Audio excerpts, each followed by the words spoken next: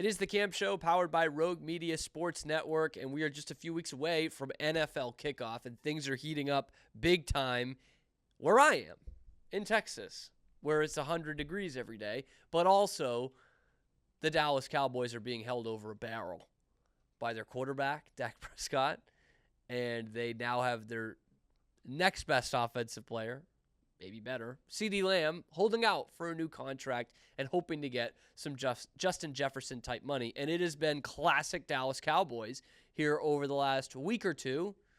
You know, Jerry Jones saying, we're not in any rush.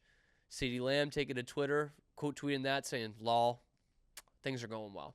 Things are going well in Cowboy land. And I bring that up because now there's rumors that maybe there's a trade on the books. If CeeDee Lamb and the Cowboys aren't going to agree, then maybe it's time to put him on the trading block in what would become one of the most lucrative trade chips in the history of the NFL when you consider the guy's production and his age and the money that he's looking for. So Maurice Moton, I think I'm saying that right. Maurice Moton of Bleacher Report put out a story over the weekend of 5 teams that could put together trade packages for CeeDee Lamb.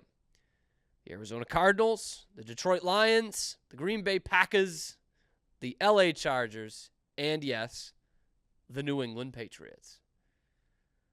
Weird mix there. You know, you obviously got a couple of teams that are rebuilding big time. The Patriots and the Cardinals, and you could even argue the Chargers as well, with an established quarterback, but coming off a bad year and coming in with a new coach. And then a couple of contenders, right? With the Packers and the Lions. Those are 2 teams that are going to compete for the NFC Championship. And so there is obviously interest across the board. You got to know there are teams calling Jerry Jones, Stephen Jones right now, kicking the tires on this thing. But we care about the Patriots. So what would the Patriots have to give up? Well, first off, all 5 of these teams, according to Maurice Moton and his mock trade scenarios, again, this is coming from him, is all of those teams would have to give up a first-round pick in 2025. Now, I am typically pretty against giving up that pick if I'm the Patriots. I didn't want them to give it up in the Ayuk trade. It was about the only thing that I wouldn't have given up if I were Elliott Wolf for the Ayuk trade, because that's going to be a top 10 and probably a top 5 pick. The rest of this made up is a 2025 first-round pick, 2025 third-round pick, 2026 third-rounder, and one of the receivers you just drafted in Javon Baker. Baker was drafted in the 4th round, by the way. He's been impressing at practice. That would be one that you'd have to throw in there. New England Patriots showed interest in acquiring Brandon Ayuk. Of course, that's how this thing starts. And then they bring up the pretty obvious point. CeeDee Lamb is a better player than Brandon Ayuk. So I look at this Brandon Ayuk trade, and I think, I really don't want to give up that first-round pick. And not even so much of Ayuk as it is the Patriots. This is like a classic breakup. It's not me, it's you. Or it's not you, it's me. Whichever you've heard in your life. But it's not that I don't think Ayuk is worth a first-round pick. It's that I don't want the Patriots to give up that premium of draft capital for Ayuk. But looking at CeeDee Lamb, they're the same draft class. In fact, I think CeeDee's a year younger overall, 25. He doesn't turn 26 until after the season in April. He's 25 years old. He's had more production than Ayuk, who's never made a Pro Bowl. CeeDee Lamb's made 3, and he made All-Pro last year. And he was, obviously, therefore, one of the best receivers in the league. So would I give up that first-round pick for CeeDee Lamb? Probably, yeah. I think I would. Because we talk about Ayuk as being like, well, the people who did want that trade, didn't mind giving up that first-round pick are like, well, you feel like you've got a first-round pick as a receiver coming back if you think that highly of him. But there's still questions as to whether Ayuk is a number 1. And like I mentioned last week, man, there's all kinds of different scenarios that we see over the years that these number 2 guys who are poised to break out and be number 1s don't work out. It's happened a few times with the Patriots as well in the last 5 or 10 years. It's not an automatic that these guys are going to come in and just be the number 1 receiver. And some team is going to learn that with T. Higgins next year. Almost guaranteed. But what you have in CeeDee Lamb is a number one receiver. We know that. An all-pro guy. So would you trade a top 10, top 5 first round pick to get a guy like that? Why not? Why not? CeeDee Lamb was a first round pick in 2020. And if you redrafted that draft, he might be in the top 5, definitely in the top 10. So if you're the Patriots, is that worth, giving up your top 5 or top 10 pick to get what would be in his redraft a top 10, top 5 pick that's a sure thing that is entering into his prime? I think so. Now, the argument against that is the argument we used in favor of why they, backed out of the Ayuk trade is there are plenty of other problems on this team rather than wide receiver, right? Mainly the offensive line. That's the big thing. You need both tackles. You need a left and a right tackle. You have no idea what you're getting out of these guys this year. And based off preseason week 1, grain of salt, it was terrible. It stunk. The interior offensive line has been solid, and you know what you're going to get out of those guys for the most part. City So was good last year. You know what you're getting out of David Andrews. You're not going to have first-round pick Cole Strange. You're going to have Michael Nwenu. But you don't know what you're getting out of tackle. And so, to me, that is where you really need to focus in on in this top 10, top 5 pick of next year. You can go out and get the best tackle in the draft while everyone else is going to pick their quarterback, their proposed quarterback of the future. But I'm just looking at this 2020 draft, and it's still pretty good, right? I mean, Burrow, Chase Young, Tua, Herbert, Mekhi Becton is picked at 11. The Jets had a good time there. Henry Ruggs picked 12. I think I'd pick CeeDee Lamb over him. Jerry Jeudy, 15th. Yep, pick CeeDee Lamb over him. Derek Brown, the defensive tackle for Carolina, picking CeeDee Lamb over him. C.J. Anderson, still probably picking him over. Probably picking CeeDee Lamb over him. So, yeah, you'd give up a potentially top 5 pick, but what you'd be getting in return is a guy who is top 5 pick production that you've already seen in the NFL and is entering into his prime. So that's the biggest point in all of this. The other is that the Patriots have a ton of cap space. You could thank Bill Belichick for that. $43 million in cap space this year, $78.3 million next year. And in terms of a numbers game, your receiver position is pretty well off right now. I know that's not how you play the game. You need to have quality on top of quantity. Right now, you know that you have quantity. You don't know that you have quality. So all that to say, there are some pieces you can send around. Kendrick Bourne was almost certainly in that Brandon Ayuk trade. You've got guys like that you can send out. And the third round picks, obviously that's better than like a second round pick in the NBA. But I don't mind throwing those around for a guy who, with the production that CeeDee Lamb has. I mean, we are talking about one of the top 3 or 4 receivers in the league, year in, year out. He is an unbelievable red zone threat. He was the only red zone threat for the Cowboys last year. He made Dak an MVP candidate last year, like a very legit top 3 MVP candidate last year. CeeDee Lamb made that happen, especially when he got going. And if you're the Patriots in the short to long-term future, you want a weapon for your young quarterback? How about the best one in the league? Because he's right up there. Like, it doesn't get it. I mean, any situation you can go to CeeDee Lamb. You can run end arounds with him. You can go to him on 3rd and short. You can obviously go to him on 3rd and long. You can go to him on the deep ball. You can go to him in the freaking red zone. Which leads me to my ultimate point. The Cowboys are not trading CeeDee Lamb. That is not going to happen. This is a fantasy, the likes of which we might never see again. This is, I mean, we talk about quarterbacks and how they don't get to market with their teams if they're any good. Wide receivers becoming that as well. There's a better chance that my co-host Braden Murray will actually get a date with gold medalist Suni Lee than the Cowboys will trade CeeDee Lamb. It's not going to happen. Disgruntled? Sure. That's not going to happen, though. They're going to make that work. It might put them in cap hell over the next few years when they're paying Dak and CD and Micah Parsons. But they're not trading him. Jerry would never let that happen. It's just not. I mean, I'm not saying Jerry's a good GM, but he is a guy who is not going to let CeeDee Lamb go. No matter how frugal you might think the Cowboys have gotten, that's not going to happen. But if you're the Patriots, I could see why you're going for that. If it's an Ayuk situation where he gets his pick, I don't know why CeeDee Lamb would pick the Patriots. You know, if the Packers and the Lions are involved, that becomes a little more convoluted because they are in the NFC and the Cowboys feel that they are battling those teams for NFC supremacy. I don't think they're as good as either of those two teams right now, let alone in 2 years from now.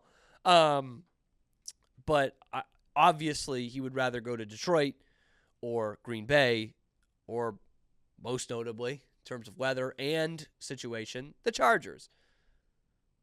But there is something to be said for the fact that the Patriots will have what they believe to be a franchise quarterback under a rookie contract, which is the most valuable thing you can have as a franchise in the NFL. But this is not going to happen. I wish, man. I really do. I wish I could sit here and tell you, yes, throw all the picks you want. The Patriots go and get CeeDee Lamb. But there's no chance that's going to happen. Hate to start this on a sour note. We will need to talk Red Sox, and maybe they're right back in this thing. Who knows? We'll also take a peek inside Braden's brain. That and more coming up on The Cam Show, powered by Rogue Media Sports Network.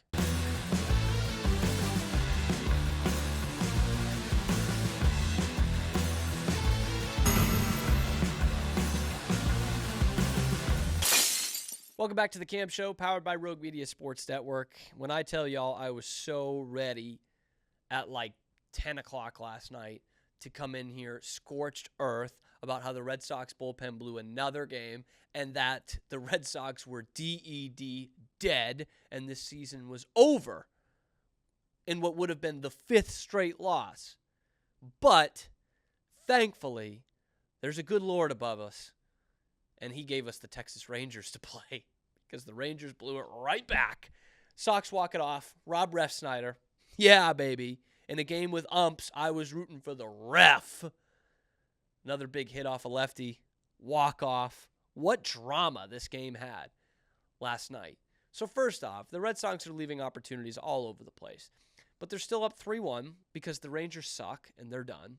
The defending champs, Dunzo, in the second. They were done the first week in August, and you could argue they were done before the All-Star break. But they're done.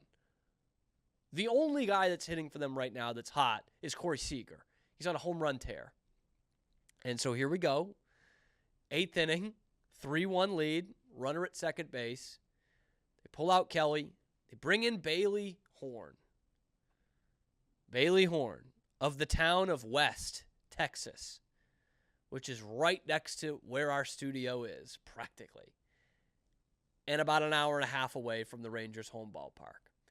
First pitch, hanging slider, Corey Seager, 2-run homer, game tied. I'm not saying Bailey Horn is a double agent for his hometown team, but I'm not saying that Bailey Horn is a double agent for his hometown team. Rangers right back in the game. Thing goes to extras.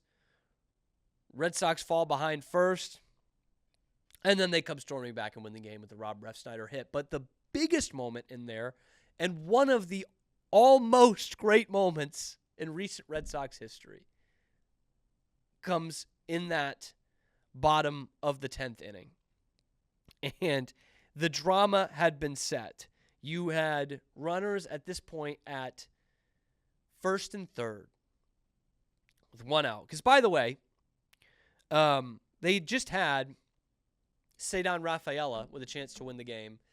Once again, give you an unproductive at-bat. I am so impressed with these Red Sox rookies and youngsters. And I'm talking about Duran, we'll talk about in a minute.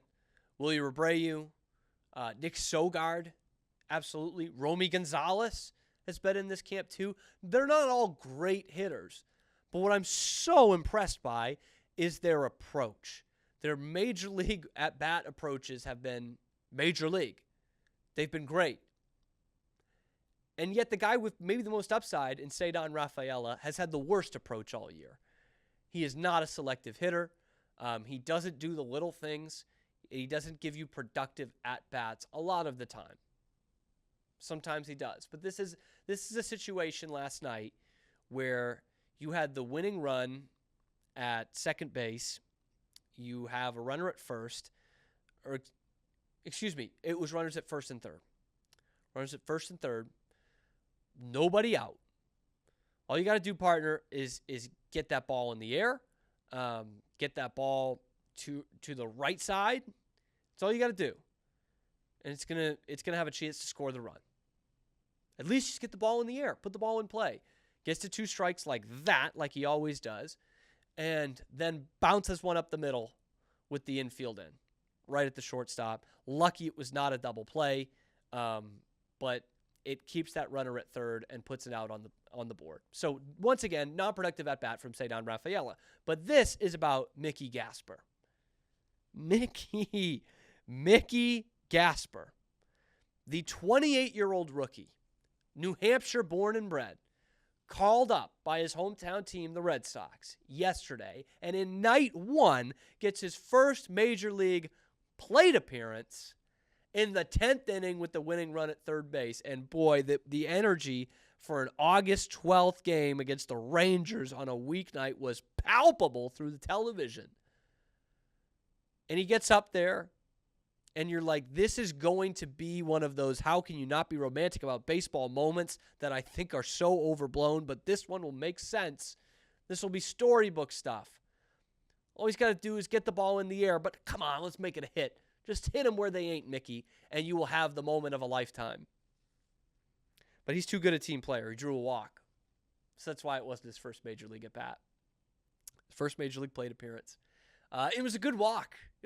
He worked the count full. I think he was down 1-2. And a couple of good major league takes. I think Ben McDonald was saying that on the broadcast too. Major league take.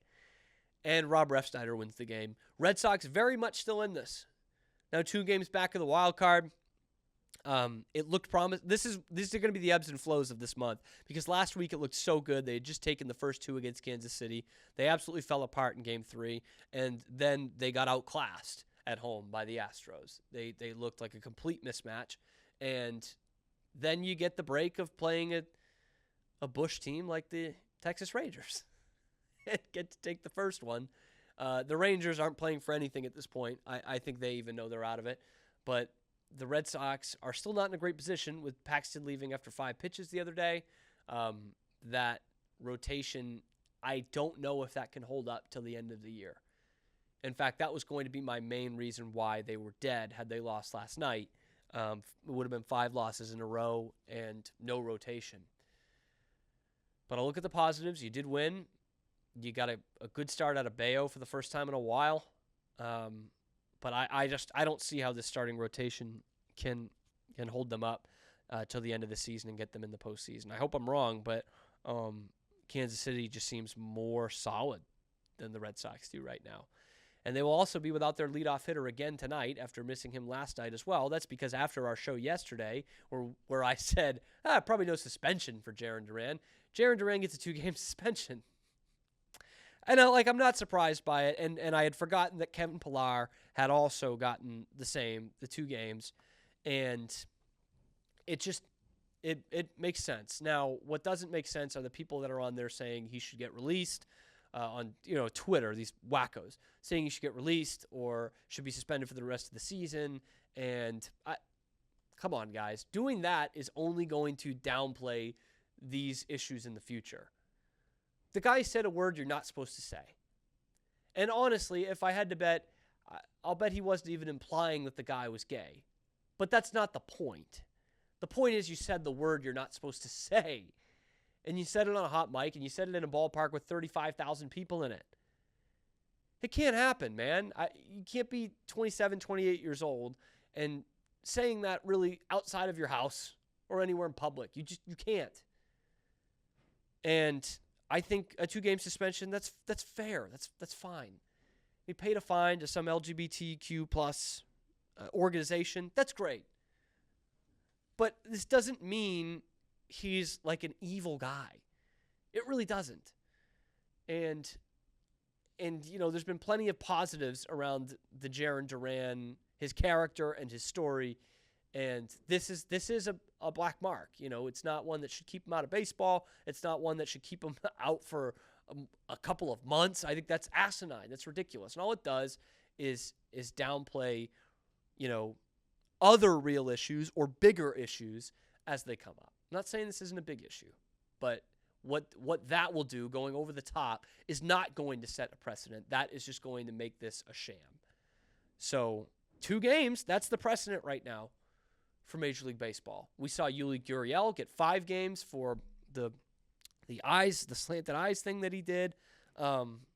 That's what we're looking at, is a suspension and between a couple of days and a week. That's what Major League Baseball has set. I think that's fair. And 2 games is not insignificant because of what we just laid out. The Red Sox need to climb over a couple of teams to get into the wild card, and they're a couple games behind. So to not have your all-star game MVP, leadoff hitter, and starting center fielder for a couple of games in a crucial week, that's big. That's big. But yeah, there's no excuse for it. As I said yesterday, there's no excuse for it, and a suspension does seem fair. I didn't think he was going to get one, but that is the precedent that MLB has set, and I'm totally okay with that. We're going to take a leak. Well, I'm going to take a leak during the commercial. We're going to take a peek inside Braden Murray's brain, and specifically towards the Pro Football Hall of Fame. Braden's going to drop some real gridiron knowledge on you, and whether we think Eli Manning should be in Canton. The answer might surprise you. This is The Cam Show, powered by Rogue Media Sports Network.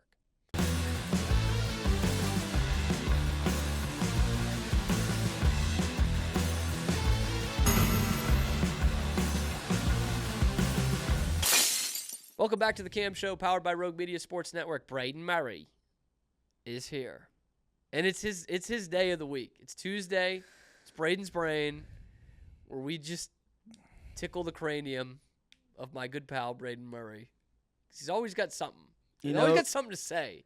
This might be my last brain for, about 2 weeks, because I'm going to be out all next week. Could be. And when school starts up. I feel like we're gonna make it happen once school starts up. Yeah, probably. Somehow. Yeah. I don't want to get rid of Braden's brain. Neither do I.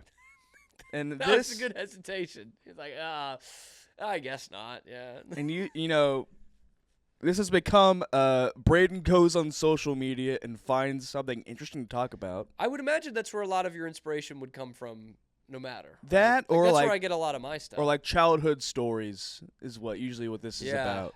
We've or my been hit gripes. or miss with the childhood stories. What? We've been hit or miss with the childhood stories. Some of them have been. Most of the good ones have been my failures with the ladies. That's good. As a child, I did like last week or 2 weeks. I think it was last week when you started talking about that show. House of the Dragon. And then just gave up. Talked about it for 10 minutes, and then we're just like, you're just like, this isn't going anywhere. Suni Lee, which is getting positive response. Okay. The comments on YouTube think you have no chance. They think you're delusional. I probably would agree with them, but you know. No, you can't. Sorry, this is your whole point. I can get Suni Lee. You know who supports? You can say that it might not happen because you might not run into her. Right. But the point is, when she sees the Braden Murray charm, she's going to be way into it. And you know who supports me? And there's really only one person in this department, but I'm going to say that the entire Baylor Athletic Communications Department. Wow. Supports you and your Suni Lee. Yeah, my Suni Lee endeavors. Excursion. Yeah. Good for you. Good for you. What's on your brain today, Braden? So I just saw, this is like a week-old post. By the way, Instagram has been acting up. They're getting pretty good at that. Huh? They're getting pretty good at that. Showing you week-old posts. Yeah. I noticed that yesterday. I kept seeing posts from 6 days ago. Anyways, this graphic is notable players who will be eligible for the Pro Football Hall of Fame for the first time this upcoming class. Okay. I think we could just go. I could go down this list and we could talk about some of the players. Sure, why not? I love football. I Okay. didn't wear my MILF shirt today, though. Luke Kuechly. Hall of Famer. Yes. Absolutely a Hall of Famer. Have Played you seen maybe that video, by the way? Have you seen that TikTok where the guy's going through Luke Kuechly's career?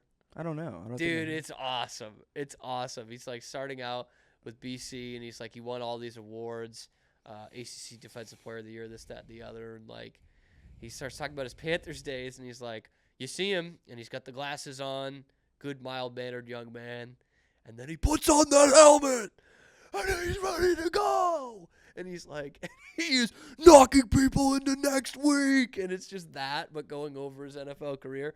Yeah. Luke Kuechly was BC just Eagle a in the Hall of beast. Fame.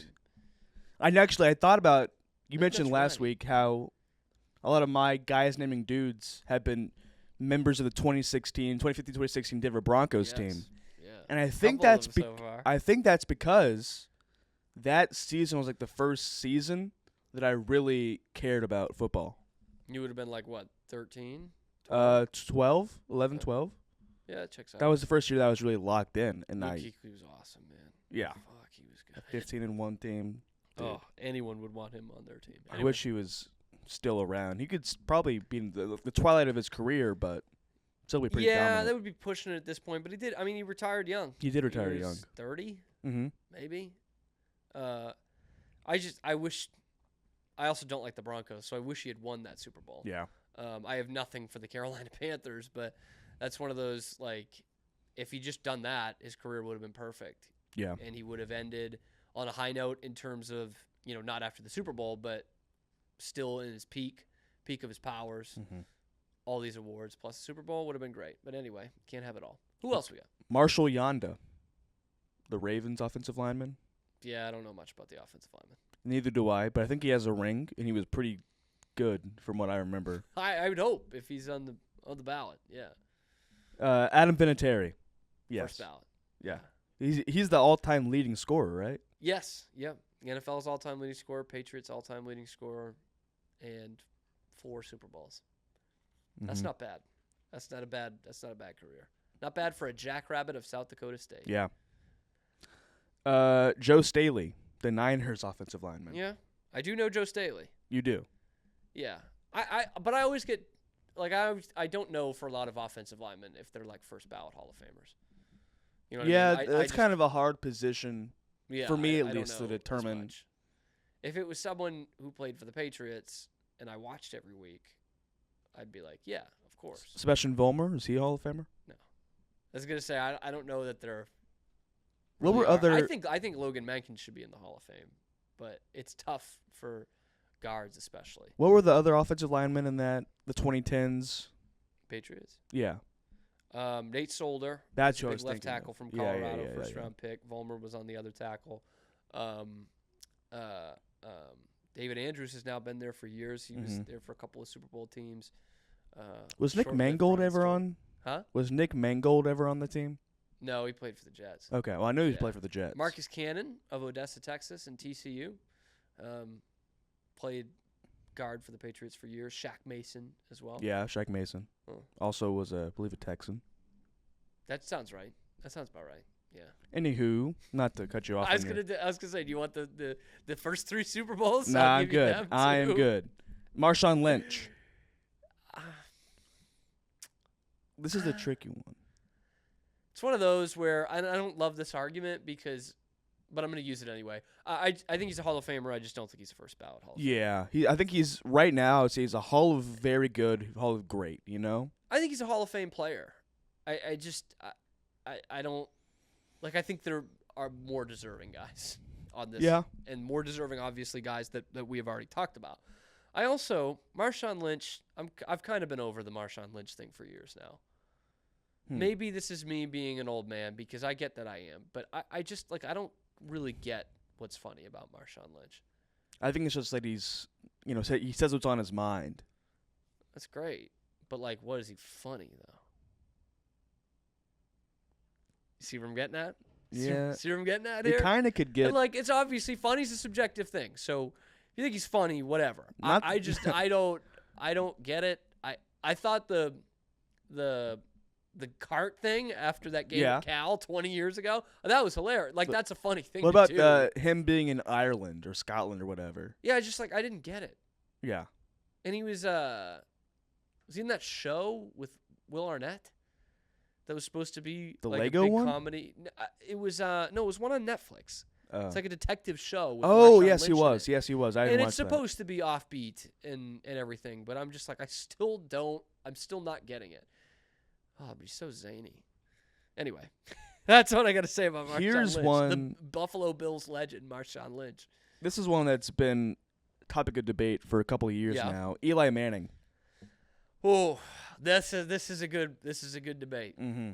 Let me hear you first. Is Eli Manning a Hall of Famer? Not first ballot. Okay, He never won MVP. correct. He has probably 50,000, 60,000 yards, 300 to 400 touchdowns, Mm-hmm. 2 rings. I don't know how many Pro Bowls or All-Pro teams he has. But I think, I hate to by virtue of being the quarterback for the team that beat Tom Brady in the Super Bowl twice, is that enough? That's the ultimate question. What As do you flattered as I am that you would have that thought process, I don't think it's enough. I don't think he's a Hall of Famer. Will he get in the Hall of Fame? Probably. Almost certainly. Yeah. First ballot? No. I mean, no. He made the Pro Bowl 4 times. Okay. Pro Bowl's easy. Pro Mac Bowl Jones is made really the Pro easy. Bowl. Like, you know what I mean? Trubisky. Tyrod Taylor made the Pro Bowl. Mitch Trubisky made the Pro Bowl. What I'm looking at, and this is tougher to quantify, I guess, but how many, was there ever a point in Eli Manning's career that he was a top 5 quarterback in the league? I don't think there is. I don't think so. Even at his peak. I think Phillip Rivers was a better quarterback. Yeah. I think Tony Romo was a better quarterback. Those guys didn't win Super Bowls. So it's like, I get it, right? The Super Bowl means everything when it comes to fans and legacies. But if we're talking about the Hall of Fame, I think you have to be a great player and be a winner, right? I think both those things count. It's kind of like the argument I had for Rodney Harrison the other day. It was like Rodney Harrison, the end of his career, started winning a bunch and won a couple of Super Bowls and went to one more, and you know what I mean? So that kind of rounded out his legacy because he was already one of the best players of his era at his position. I would like to add that he is never first or second team All-Pro. Correct. That's a huge That's miss. a big one. And his all-time record is 117 to 117. Yeah. Oh. And Football Reference, they'll track the top 10 in MVP votes. He never got in the top 10. The only one they have is Comeback Player of the Year. He finished 6th in 4 Pro Bowls. He was Walter Payton one year, right? And Walter Payton Man of the Year. Which, that's great for, to tell your grandkids, and it's a great award. But that doesn't get you in the Hall of Fame. Right.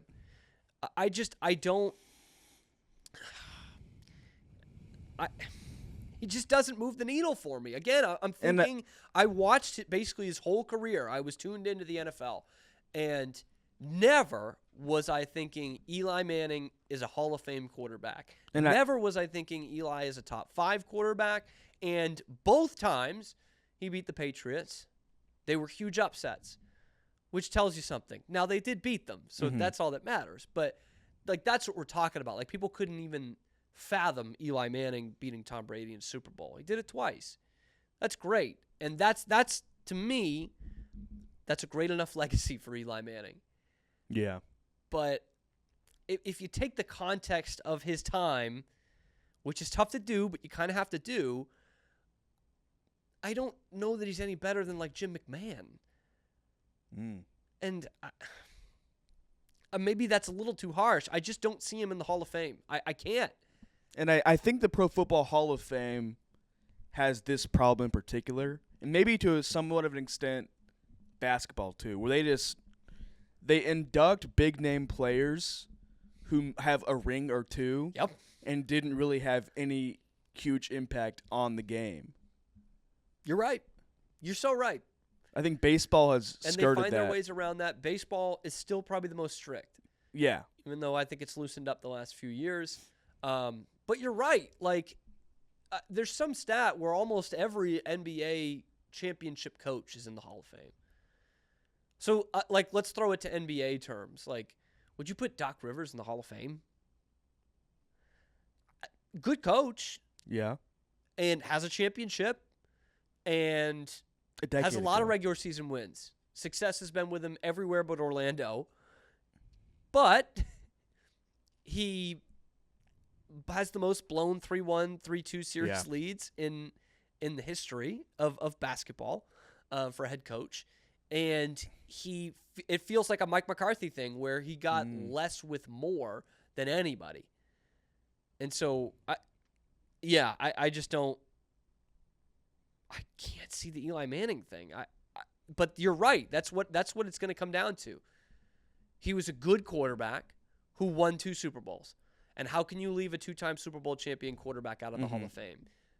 There isn't one that is not in the Hall of Fame. A 2-time Super Bowl quarterback who beat the greatest of all time. Yes. So twice. how can you do that? Yeah. How can you leave him out?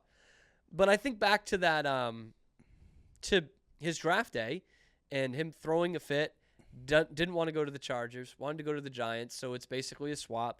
And the Chargers get Phillip Rivers, and Phillip Rivers leads Eli Manning in every statistical category except for Super Bowls. That's it. Everything. Games. Completion percentage, passing yards, yards per attempt, yards per game, passing touchdowns, interceptions. He's way better at Eli than interceptions. Quarterback rating, and the fan PT, which means something, and made twice as many Pro Bowls. He's a better quarterback than Eli Manning. He just is. Just no rings. And no rings. Tony Romo, better quarterback than Eli Manning, but no rings. Dan Fouts, better quarterback than Eli Manning, no rings. Dan Fouts is in the Hall of Fame, so that proves well for Phillip Rivers. So I don't think Eli Manning should be in the Hall of Fame. I don't think he should be in the Hall of Fame, but he will get in. Okay. But Darren Sproles. That's interesting. I have to look up his numbers. I'm going to say no. From what I know, I would say no, but I'm not super familiar with Darren Sproles' career. I'm going to say no. Evidenced by the fact that he was used for guys naming dudes. And guys naming dudes, guys cannot be in the Pro Football I guess he's a good all-around player. And he was a very nice player to have for a long time. I think he was also only one All-Pro. Yeah, he was on the all-decade team. As a special teamer? I guess so. Versatile guy, really nice to have on your team. I don't think he quite fits in the Hall of Fame. I didn't think Devin Hester was a Hall of Famer. That's a tough one, yeah, because he was so specialized, but he was the best ever at that specialization. And this, again, comes down to the kind of the eyeball test. I did get to watch Devin Hester in his prime. He was a legitimate weapon, like a real legit weapon. Like a Tristan Ebner, kind of a. Sure. The 3 people who know that is Richard Reese, 2 in 1 game. I mean, he was incredible in terms of kick returners. He's the best of all time, and in the only big moment he got to shine, he did it incredibly. He took the opening kickoff of the Super Bowl back for a touchdown. It was awesome, man. He was incredible. So I get that. It's like the closer thing in baseball. Like, to me, the closer in baseball, you really got to have like the best of the best, or kicker in football. Is Kenley Jansen gonna be a Hall of Famer? I think he's gonna be. Yeah, Kimbrel? Craig Kimbrel. I think Kimbrel has like 400 saves. They're like neck and neck. Yeah. They're like at any given time they're like 2 behind or 2 ahead, whomever. You know why I know that? They're both way over 400. Because I always do like a closing pitcher career in Road to the Show. Good for you. It's nice. Got ice in my veins. Clay Matthews. If he had retired a couple of years earlier, that's exactly I would the say point yes. I was going to make. Again, as someone who watched him, I always watched all these guys. Right. I watched Clay Matthews in their prime. In his prime, I would have been like, yeah, absolutely. Clay Matthews, impact-wise, different position, but impact-wise, was Luke Kuechly. Well, Luke Kuechly is the same position. I was thinking J.J. Watt. He was Okay. the best defensive player in football for like a year or two. 3 years. Or JJ was. JJ was, yeah. I'm saying like impact-wise, Clay Matthews was that good in terms of impacting a game plan. But his last like 4 years were like JJ's last 1 year. You know, it wasn't good, and he did not go out on the high that Luke Kuechly did. Yeah. I think he'll get in. I think it's gonna take a few years.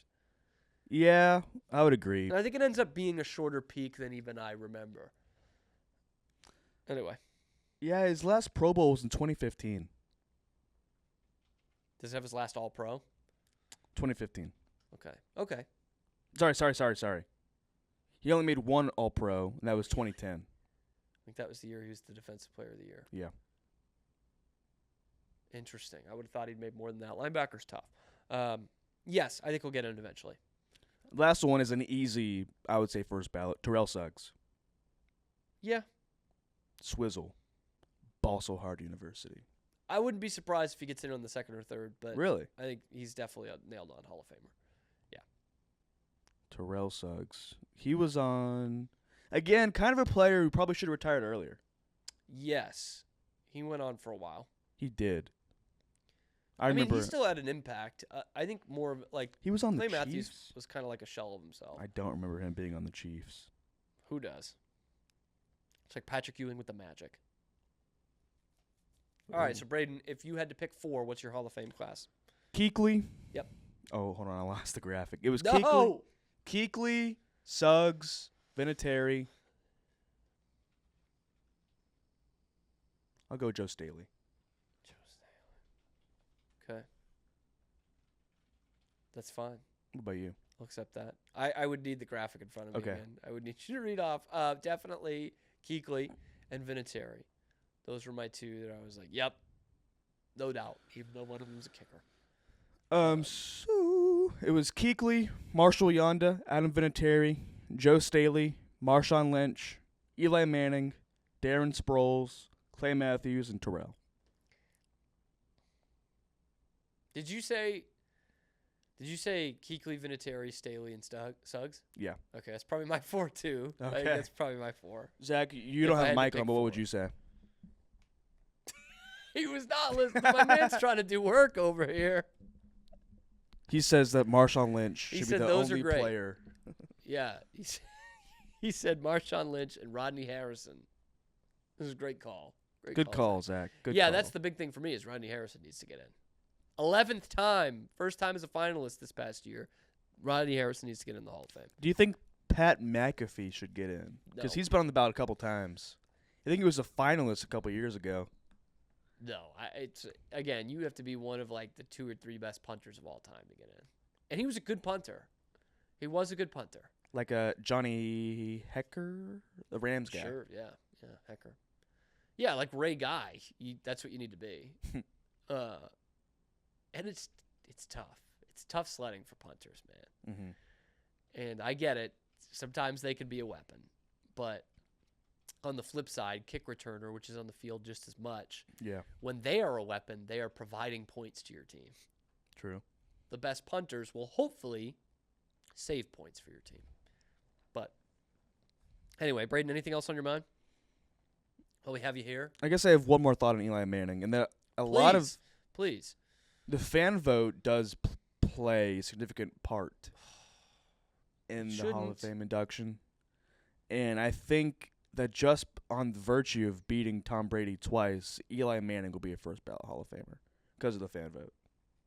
That's ridiculous, man. I mean, great flattery for Tom Brady, but why does he need to be flattered? He's the greatest to ever play the game. I can't. It's tough for me, Braden. It's tough. There's points in Eli Manning's peak and this other guy's peak that I would be like, would I take Eli Manning or Andy Dalton? That's a toss-up. I might take Andy Dalton. You know? And I just can't be thinking that way about a Hall of Famer. I just can't. Yeah. And like he was the guy under center for the Giants for years, and yet the Giants were not a model of consistency. Again, we'll come back to it. They won 2 Super Bowls. That's what matters. But a quarterback that is a Hall of Fame caliber should have sustained success. Peyton Manning lost a lot in the first round, but his teams were in the playoffs every year. Mm-hmm. They were always a home field playoff team. Brady and Mahomes do it in Super Bowls. Lamar Jackson hasn't won a Super Bowl yet, but his team is a top 2 or 3 seed every year. Phillip Rivers, playoffs every year. Tony Romo, not very consistent. That's more in the Eli Manning camp. Manning wins 2 Super Bowls and really only had like 1 or 2 other pretty good Giants teams mixed into his whole career, 15-year career. So that's also tough for me at a position at a time where the quarterback became far and away the most important position on the team and more important than it had ever been in the league. His teams were not consistently good. Yeah. So that's why it's tough for me. But I think he will get in. It's Braden Murray. I'm Kim Stewart. We'll see you tomorrow on The Cam Show, powered by Rogue Media Sports Network.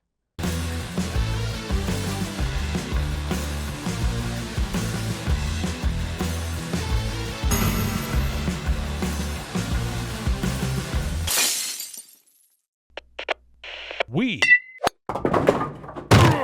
are Rogue Media Sports.